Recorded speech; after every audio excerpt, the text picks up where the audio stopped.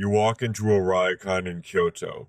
Before you can speak, someone has already taken your bag.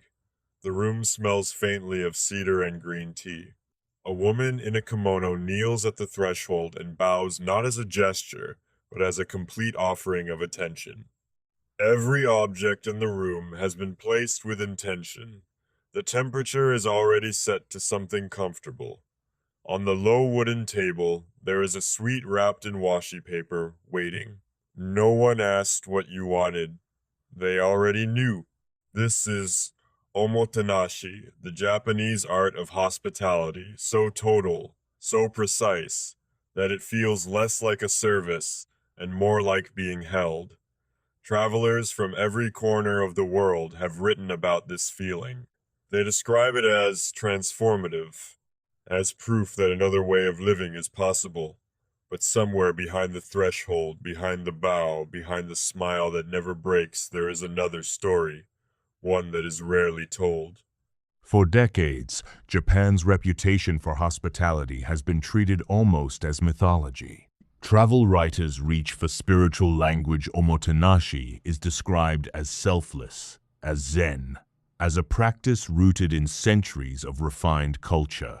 When Tokyo was awarded the 2020 Olympic Games, the announcement speech delivered by Christelle Takigawa leaned heavily on the word Omotenashi. The audience applauded. The concept traveled across the world overnight. Hotels began branding themselves around it. Business schools started teaching it. For the global imagination, Omotenashi became shorthand for something Japan uniquely possessed, an almost sacred dedication to the comfort of others. Clean, graceful, effortless. A model of human care that the rest of the world could only admire from a distance. But spend time with the people who perform this hospitality. The hotel staff, the restaurant servers, the department store elevator operators, the airline cabin crew. And the word that surfaces most often is not grace, it is gaman, endurance. The quiet, socially enforced act of bearing discomfort without expression. In Japan's service industry, the expectation is not simply to be helpful, it is to be invisible in your effort. To absorb the difficulty of the work so completely that the guest never senses it existed, staff are trained not to show fatigue, not to show frustration.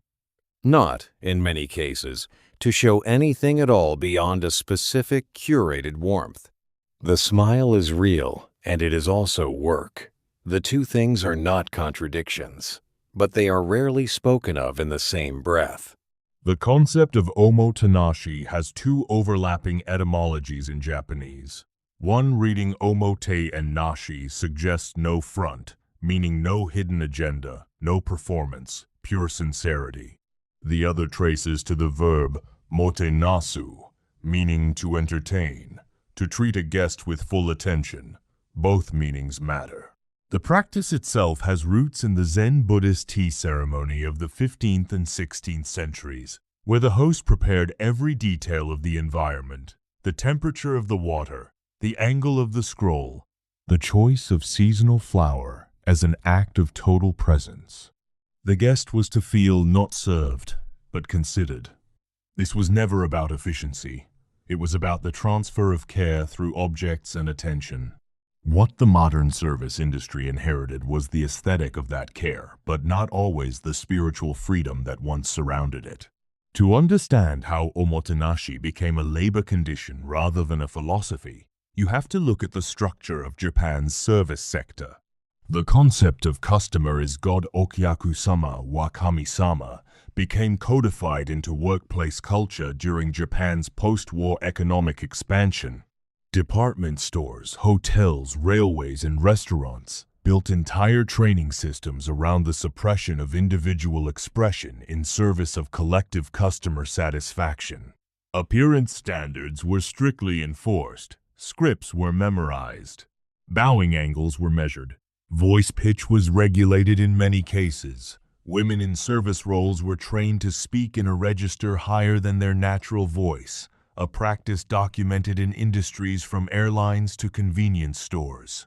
The result was a service experience of extraordinary consistency and a workforce trained from their first day to separate their inner state from their outer presentation. What Japan built, sociologists would later call emotional labor, a term coined by American researcher Arlie Hochschild in the 1980s to describe work that requires managing feelings as part of the job.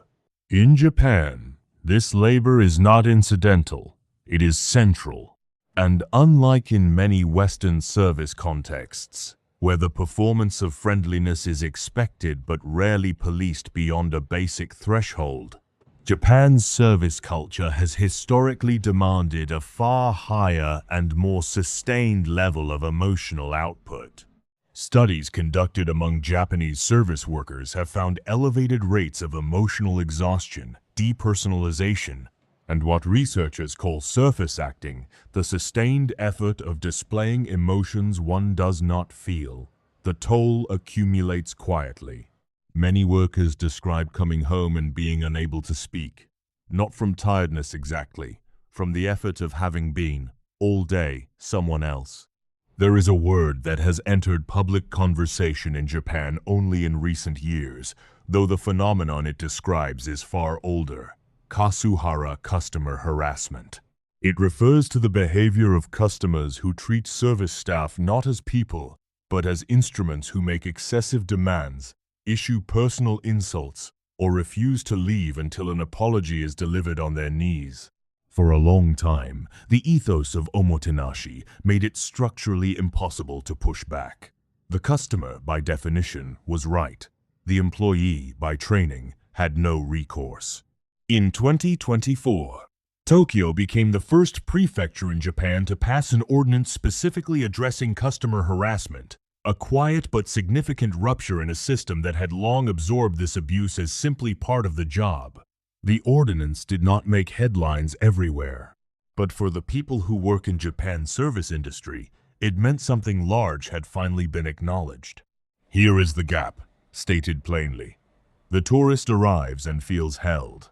They feel considered.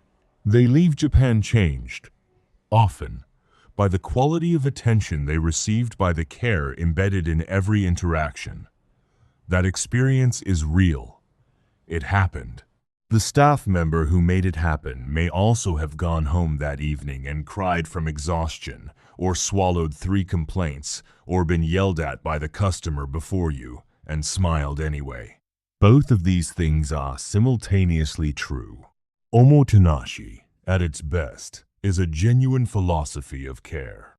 At its most distorted, it is a system that extracts emotional labor from a workforce trained to give it without limit, and asks nothing in return except the continued performance of serenity. The gap between the guest's paradise and the worker's reality is not a flaw in the system. For a long time, it was the system. And yet, something is moving. Japan's younger generation of service workers, shaped by labor shortages, by global conversations about mental health, and by growing unwillingness to inherit their parents' silent endurance, are beginning to draw lines that their predecessors would not. Staff are quietly unionizing in industries that have never organized before.